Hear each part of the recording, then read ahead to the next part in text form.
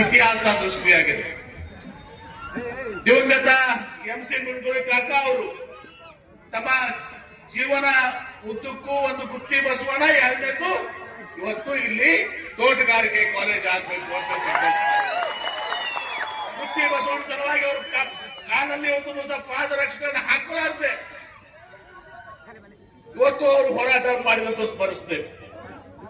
ಇವತ್ತು ಅವರ ಕನಸು ಏನು ಅಧೂರಿಯಾಗಿ ಉಳಿದಿತ್ತು ತೋಟಗಾರಿಕೆ ಕಾಲೇಜು, ಅದನ್ನ ನಮ್ಮ ಅಶೋಕ್ ಮನಗುಳಿ ಅವ್ರ ಬಗ್ಗೆ ಹೇಳ್ಬೇಕಂದ್ರೆ ನಾವು ಶಿವಾನಂದ ಪಾಟೀಲ್ ನಿರ್ಧಾರ ಮಾಡಿದೀವಿ. ಏನಂದ್ರೆ ಅವ್ರ ಕಡೆ ಟ್ಯೂಷನ್ ಹೋಗ್ಬೇಕು, ನಾವು ಕಲಿಬೇಕು. ಯಾಕಂದ್ರೆ ಬಹುಶಃ ನಮ್ ಯಾರಿಗೂ ಕೂಡ ಶಿವಾನಂದ ಪಾಟೀಲ್ಗೆ ನಮಗ ನಾವು ಜಿಲ್ಲಾ ಉಸ್ತುವಾರಿ ಸಚಿವರಾಗಿದ್ರು ಕೂಡ, ಶಿವಾನಂದ ಪಾಟೀಲ್ ಸಚಿವರಾಗಿದ್ರು ಕೂಡ ನಮ್ಮಿಬ್ಬರಿಗೂ ಅದು ಗ್ರಾಂಟ್ ಸಿಕ್ಕಿಲ್ಲ. ಏನ್ ಕಲೆ ಅದ ಗೊತ್ತಿಲ್ಲ, ಏನ್ ಕಲೆ ಇದಲ್ಲ ಮತ್ತೆ ಹಿಡಿದಿನ ಕೆಲಸ ಬಿಡಂಗಿಲ್ಲ.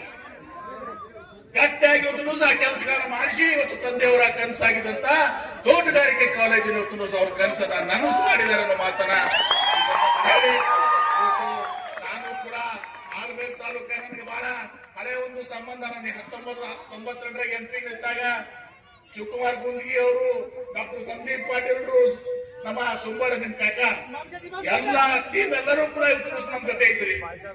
ಬಹಳ ಹಿಂದುಳಿದಂತ ತಾಲೂಕಿತ್ತು ಆಲ್ಬೇಲ್ ತಾಲೂಕು.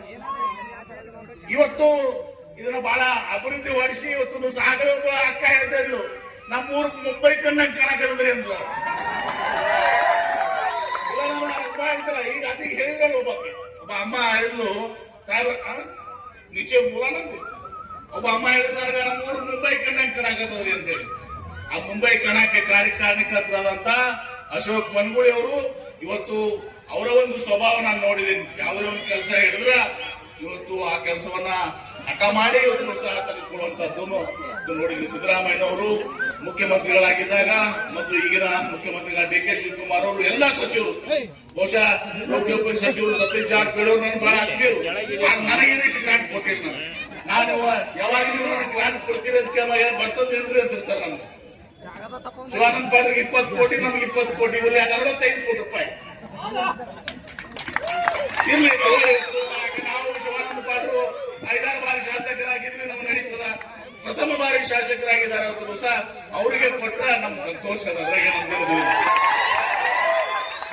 ಹೀಗಾಗಿ ಇವತ್ತು ಇಲ್ಲಿ ಆ ಒಂದು ಕ್ರೀಡಾಂಗಣ ಮತ್ತು ಪ್ರಮುಖವಾಗಿ ಕಡಿಮೆ ಏನು ನಿಮ್ಮ ಬ್ರಿಡ್ಜ್ ನಿರ್ಮಾಣ, ಮಳೆಗಾಲ ಬಂತಂದ್ರ ಇವತ್ತು ಆ ಕಡಿಮೆ ಬ್ಯಾರೇಜ್ ಮೇಲೆ ಯಾರು ಹೋಗ್ಲಿಕ್ಕೆ ಸಾಧ್ಯ ಆಗ್ತಿರ್ಲಿಲ್ಲ.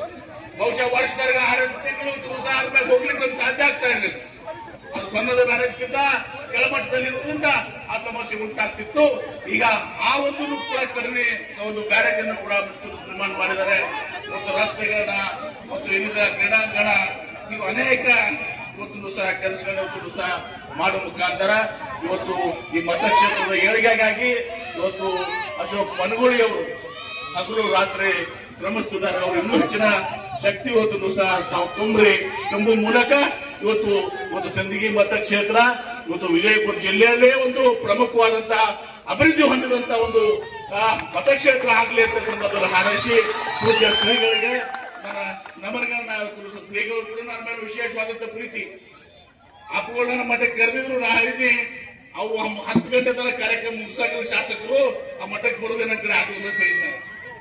ಆಮೇಲೆ ಸಂದೀಪ್ ಡಾಕ್ಟರ್ ಅಂದ್ರು ನಮಗೆ ಇವತ್ತು ಬಹಳ ಅಶೋಕ್ ಮನಗುಳಿ ಅವರು ಬಹಳ ದೊಡ್ಡ ಇವತ್ತು ಅಭಿವೃದ್ಧಿ ಒಂದು ಪರ್ವವನ್ನ ಇವತ್ತು ಇಲ್ಲಿ ಆಲ್ಮೇಲ ತಾಲೂಕಿನಲ್ಲಿ ಮಾಡಿದ್ದಾರೆ. ಅವ್ರಿಗೆ ನಾವು ಹೃದಯಪೂರ್ವಕವಾಗಿ ಅಭಿನಂದನೆಗಳು ಸಲ್ಲಿಸಿ ತಾವು